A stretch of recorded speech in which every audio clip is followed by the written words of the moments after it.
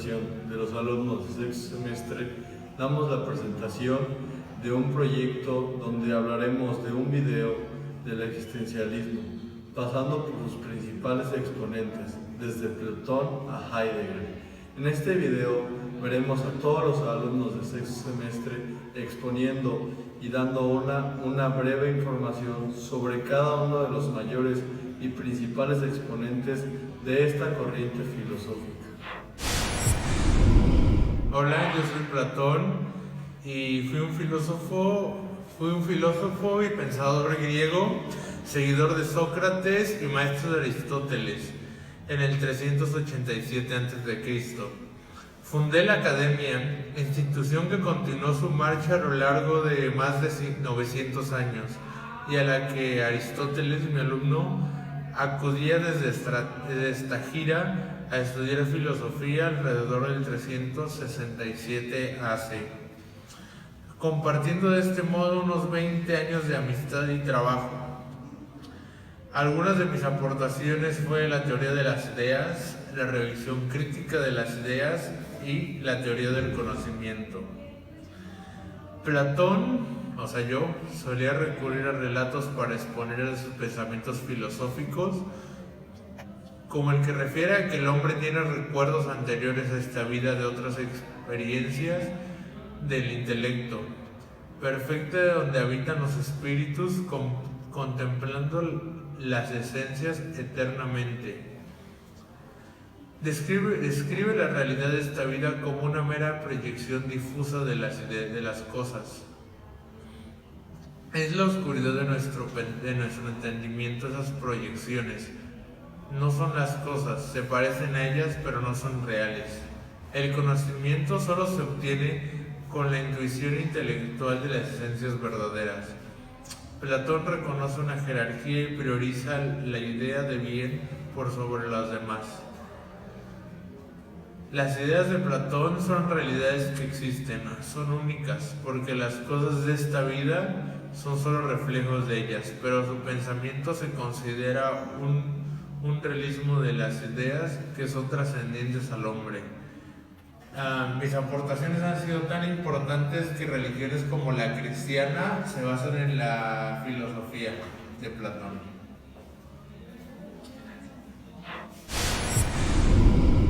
Soy Aristóteles. Nací en Estagira de Macedonia en el año 384 a.C.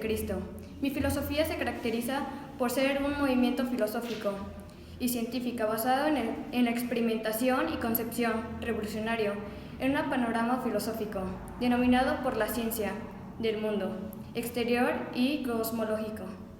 Creé el concepto de la sociedad, de la realidad y del hombre, totalmente diferente. Mi gran revolución ideológica la hace precisamente en el campo de la teoría del conocimiento.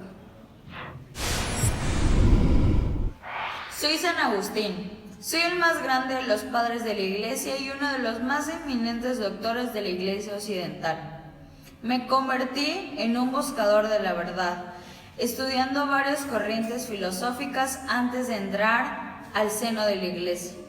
Durante 9 años, en el año 373 al 382, adquirí el maniqueísmo, filosofía dualista del Persia muy extendida en aquella época por el Imperio Romano Occidental, con su principio fundamental de saber el conflicto entre el bien y el mal. El maniqueísmo me pareció una doctrina que podría corresponder a la experiencia y proporcionar la hipótesis más adecuada sobre las que construir un sistema filosófico y ético. Empecé a buscar la realidad y la verdad de Dios desde la racionalidad, después de haber pasado el maniqueísmo y de haber vivido una vida de esclavos. Platón fue mi inspiración y Dios de igual manera. Otras personas célebres que influyeron en mi vida y en mi palabra fueron las palabras de Cicerón, la orientación hacia la filosofía, las palabras de Fausto, obispo Maniqué, la liberación de esta doctrina. Y también buscaba la fe a través de la razón y de Cristo porque él era mi objetivo para saber cuál era la verdad entre el bien y el mal. Buenos días, voy a hablar de Rousseau. La objeción más común de la filosofía política de Rousseau se dirige, sin embargo, contra la respuesta tendencia toledaria de su pensamiento. Se reprocha a Rousseau a la obsesión de la dimensión privada por la pública, el estado institucionalismo de la voluntad general se le forzará a ser libre. Por otra parte, hay que advertir que Rousseau no propone un contrato cualquiera, sino que un contrato legítimo, es decir, que conjugue sociedad y libertad. En las condiciones actuales de la humanidad resulta impresionantemente la vinculación a una orden política, pero eso no implica necesariamente un pacto de la sumisión.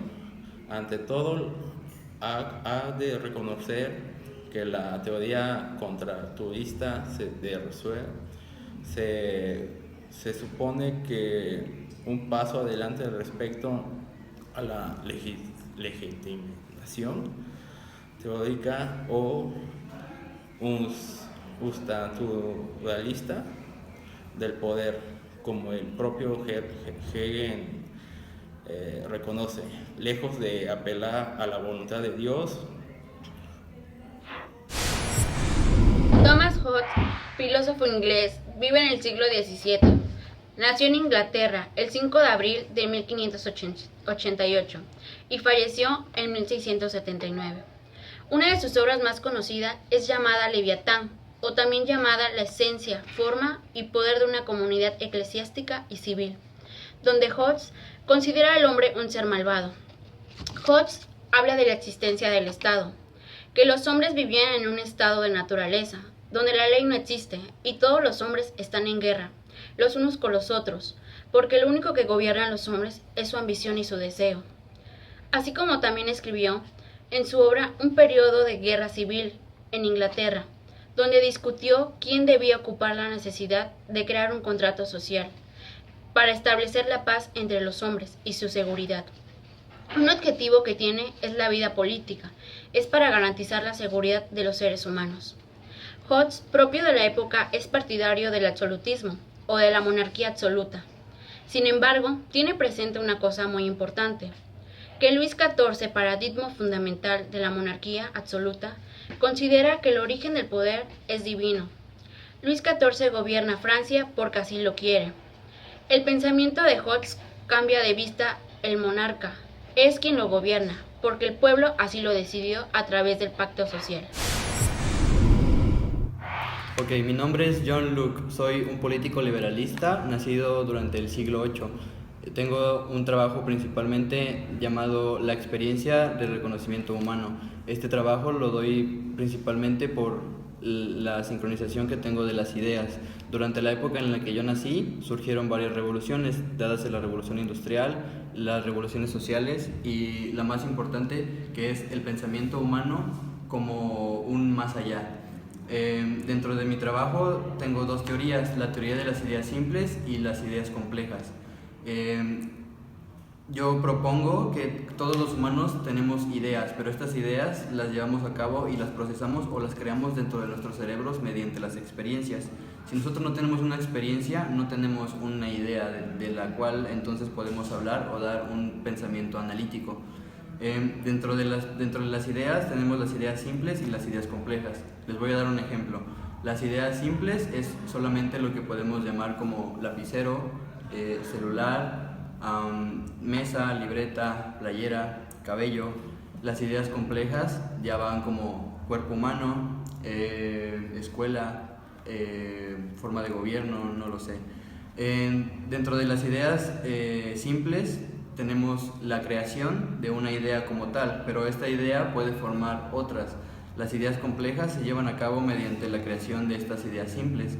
La idea compleja es como si tuviéramos una super máquina dentro del cerebro y la pusiéramos a trabajar a miles de millones de revoluciones por minuto. Las ideas se van juntando unas con otras específicamente para crear un algo. Este algo es la experiencia que tenemos como seres humanos.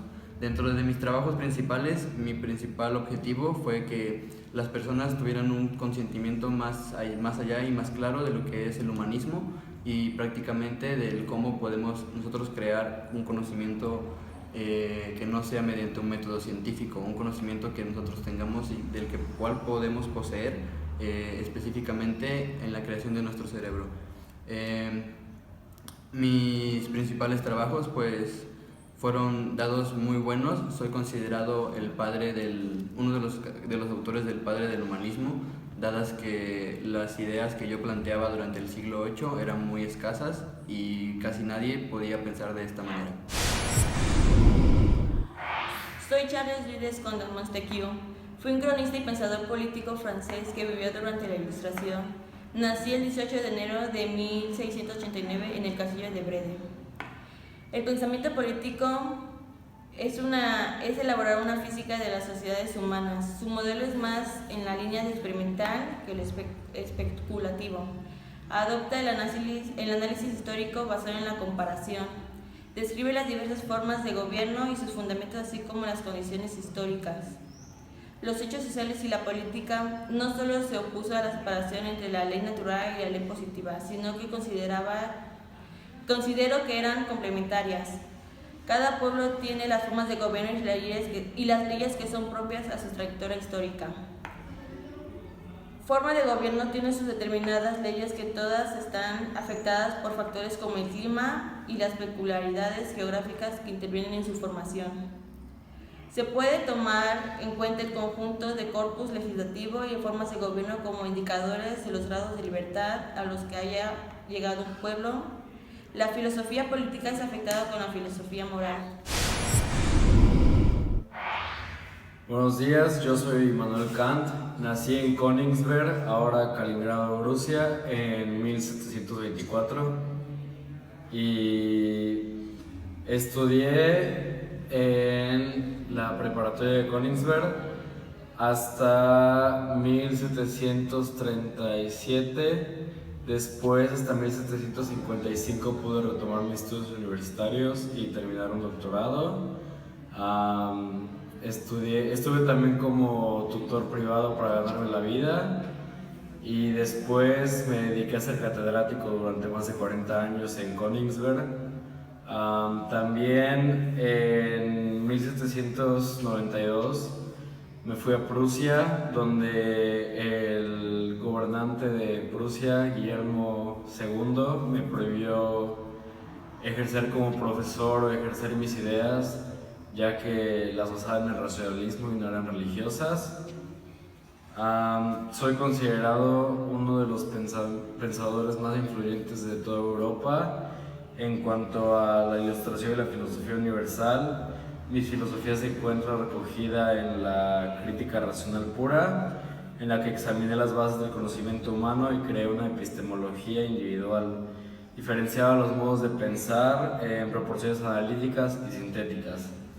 Una proporción analítica es aquella en la que el predicado está contenido en el sujeto, denominadas analíticas porque la verdad se descubre por el análisis del concepto en sí mismo. Las proposiciones sintéticas, en cambio, son aquellas en las que no se pueden llegar por medio del análisis. Todas las proposiciones comunes que resultan de la experiencia del mundo son sintéticas. También en 1797 me metí en lo que era la metafísica de la ética y fueron de los últimos trabajos que hice. Estudiaba y las basaba sobre la razón en la autoridad de la moral. Mis ideas éticas son el resultado lógico de la creencia de libertad fundamental del individuo, como manifesté también en otro libro que escribí, La crítica de la razón práctica, que lo había escrito antes en 1988. Morí de Alzheimer en 1804 en Königsberg, donde me enterraron y cuando fue mi funeral todos me trataron como si fuera un príncipe. Buenos días, yo soy Friedrich Hegel. Fui un filósofo alemán, recibí mi formación en el Zumbiger Stift, que es un seminario de la Iglesia Protestante en Gutenberg. Emprendí la empresa de mostrar el ser en su absoluto. La última gran obra que publiqué fue La filosofía del derecho. Me fascinaron las obras de Platón, Aristóteles, Descartes, Kant y Rousseau. Para mí existe lo absoluto, lo incondicionado, y ese absoluto, que es eterno, inmaterial, es la razón y constituye la esencia misma del ser. Representa al intelectual, puro, lógico, racional y frío. Para mí lo que existe es la razón y todos los demás son manifestaciones de ella. La razón para mí significa una potencia dinámica llena de posibilidades que transcurre el tiempo. Buenos días, soy Karl Marx, soy un pensador socialista y activista revolucionario de origen alemán. Normalmente hablo mucho de lo que es la mano invisible. La mano invisible es la lucha de clases sociales. Se trata de una relación en la que los dueños de las tierras e industrias aprovechan de los trabajadores para obtener más beneficios. Y a su vez los trabajadores trataban de mejorar esas condiciones que tenían, y cuando hay luchas sociales, y bueno, como soy un pensador socialista, defiendo mucho lo que son los trabajadores y los impulso a que puedan tener buenas oportunidades. Y ya. Soy Auguste Comte. Si la filosofía del derecho, jurisprudencia, según la definición de Ulpiano, requiere que la noticia de las causas divinas y humanas, no cabe duda que la filosofía se halla entre las causas humanas, que no pueden ser desconocidas por los jurisconsultos. Ese conocimiento naturalmente influido por las diferentes direcciones, mejores o peores, que lo transmiten y que casi siempre se refieren de las corrientes dominantes de cada momento histórico. El fisicoalismo social, el pragmatismo, el fenomenología y el existencialismo con mayor o menor intensidad. Anteriormente, la ciencia del derecho ha dejado huella mayor o menor en el núcleo sólido de este. Otras corrientes han dejado temporalmente momentos de gran actualidad, pero después apenas han dejado rostro, o tal vez ninguno que haya colocado un modo duradero. Para entender a este autor es precisamente conocer sus circunstancias, su entorno sociopolítico y cultural y procedentes de pensamientos. Las circunstancias fueron haber conocido el Montpellier el 19 de enero de 1798 en una familia de la pequeña burguesía y extremosa fe católica, y también de la fidelidad monárquica. Friedrich Nietzsche es mi nombre. Yo fui un poeta, un filósofo y un filólogo alemán que soy considerado como el mayor expositor y el más importante filósofo que habló alguna vez sobre el existencialismo. O sea, yo soy casi como el padre de esta teoría. Mi pensamiento es clasificado como nihilista. Soy muy conocido porque estaba muy disgustado por la época en que vivía. No me gustaba nada y tampoco estaba conforme con mi existencia. No estaba muy de acuerdo en lo que la gente hacía, entonces decidí hacer un cambio. Entonces, gracias a esto, busqué una nueva voluntad para vivir y una nueva voluntad para existir. Comencé mi teoría existencialista diciendo que Dios no existe, Dios está muerto. Tenemos que matar a Dios para seguir adelante, ya que Dios nos pone muchas barreras y muchas ideologías que no estamos de acuerdo. Entonces, después de matar a Dios, el hombre tiene que empezar de cero, no nos queda nada. Entonces, así construimos nuestro propio mundo, nuestro propio destino, nuestra propia realidad. Después, yo presenté una teoría basada en un superhombre que es creado justamente después de que Dios muere. Cuando Dios muere, yo vuelvo a nacer y me vuelvo un superhombre. Entonces, mi meta en la vida ahora es ser un superhombre.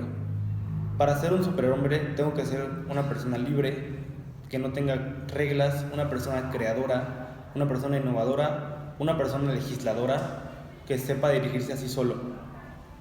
Este hombre es mi propósito de vida. Tengo que llegar a ser este hombre. Entonces, este hombre no existe y puede ser que nunca existirá. Mi nombre es Martin Heidegger. Soy un filósofo alemán. Mi principal trabajo fue el encontrar la respuesta a qué es el ser. Y para hallar la respuesta tuve que indagar sobre la naturaleza de las emociones, más específicamente en la de los estados del ánimo, los cuales son la base de la conciencia humana, así consiguiendo una nueva visión del ser humano y su naturaleza. Hice una publicación llamada Sein und Zeit, que significa el ser y el tiempo, donde pretendía hacer una antología de la existencia humana a la que se le denomina con el nombre de Dasein, que significa el ser ahí o ser en el mundo.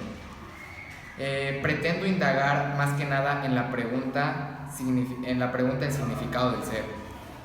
La descripción de los estados del ánimo tienen dos fundamentos principales. El primero es parte de la explicación global de la condición humana y el segundo cimienta la base fenomenológica para obtener la descripción del Dasein. A continuación, podemos darnos cuenta cómo clasifico al ser como acontecimiento o suceso, desde que nacemos hasta que alcanzamos el ser total. Pues para mí, nosotros somos entregados a nosotros mismos y arrojados a la tarea de vivir. Otro punto muy importante que cabe destacar es que yo no veo los estados de ánimo como algo subjetivo. Por ejemplo, yo digo, el ser en un estado de ánimo no se refiere permanentemente a lo psíquico, ni principalmente, ni es ningún estado interno que se exterioriza de un modo enigmático y definitivo sobre cosas y personas. Esto quiere decir que el estado de ánimo no proviene del individuo específicamente ni tampoco del mundo, sino que emerge del individuo en el mundo mismo. Es una cualidad del Dasein en general. En definitiva, la vida no es más ni menos que la existencia.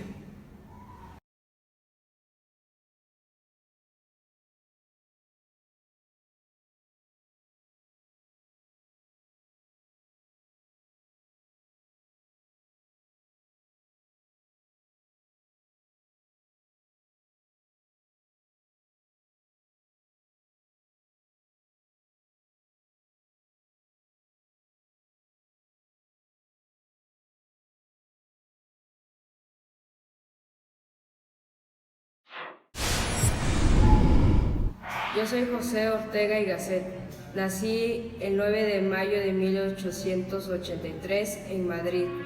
Mis tres principales teorías son las del perspectivismo y la razón vital. Una es la de la doctrina del punto de vista. La segunda integra todas las existencias de la vida y nos enseña la primacía de esta. La tercera es de racionalismo. El racionalismo es una teoría que funda el conocimiento en la vida humana. Mi principal frase es yo soy y mi circunstancia, y si no la salvo a ella, no me salvo yo. Mis tres principales obras son las Meditaciones del Quijote, La Vieja, Nueva y Política y La Rebelión de todas las masas. Tener un libre albedrío y poder hacer lo que decimos, sin consecuencias o con consecuencias. El hombre es así, y siempre ha sido así en la historia. No podemos justificar las acciones que hacemos por la naturaleza del hombre. Lo que nos hace ser es nuestra historia, y es lo único que nos hace ser como somos.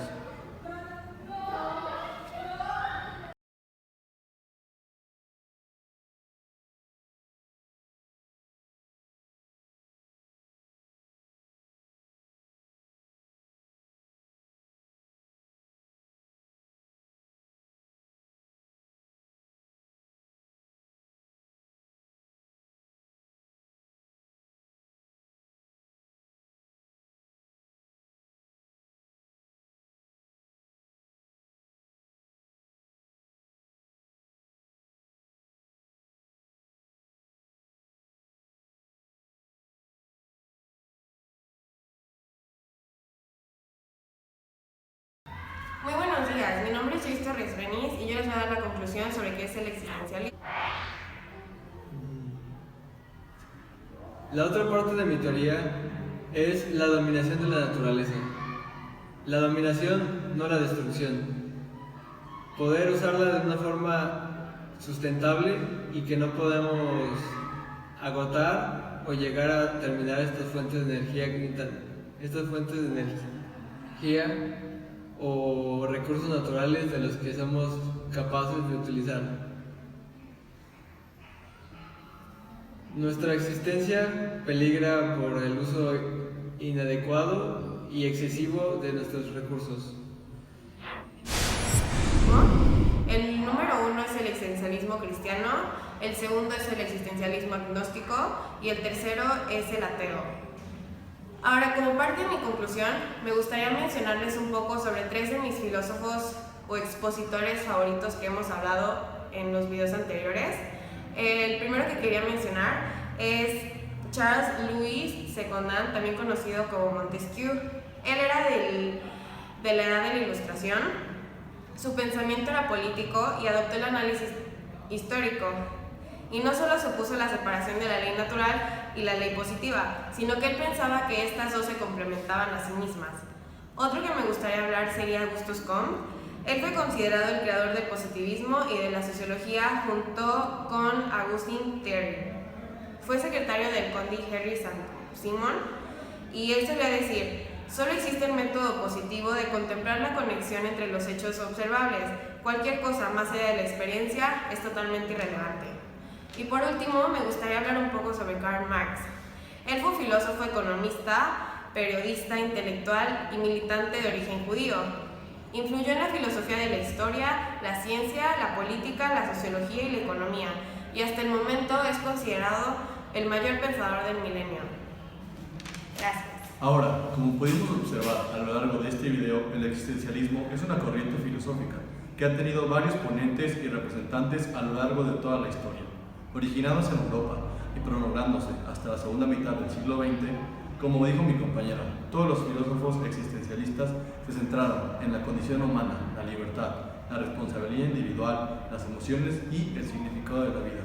Como podemos ver, el existencialismo es una corriente filosófica muy completa, persiguiendo el concepto de la realidad por medio de las experiencias. Lo que tenemos claro es que los movimientos filosóficos destacan al ser humano precisamente como eso, un ser humano, como el creador del significado de su vida. Y eso es precisamente la idea central del existencialismo.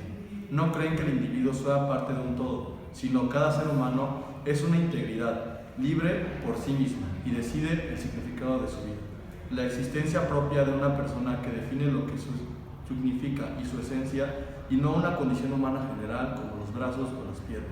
En conclusión, el existencialismo dice que el ser humano existe desde que es capaz de pensar. Y esta misma capacidad de pensar hace a la persona libre, y sin libertad no hay existencia. Esta misma libertad convierte al individuo en un ser responsable de sus actos, desde que se habla de una ética de responsabilidad individual. La persona debe hacerse cargo de sus actos, que realiza en el ejercicio de su libertad. Como pudimos ver en este video, no solo hablamos de la filosofía o la historia, también hablamos de temas importantes como responsabilidad y ética, que impactan en la contemporaneidad de nuestro mundo. Gracias.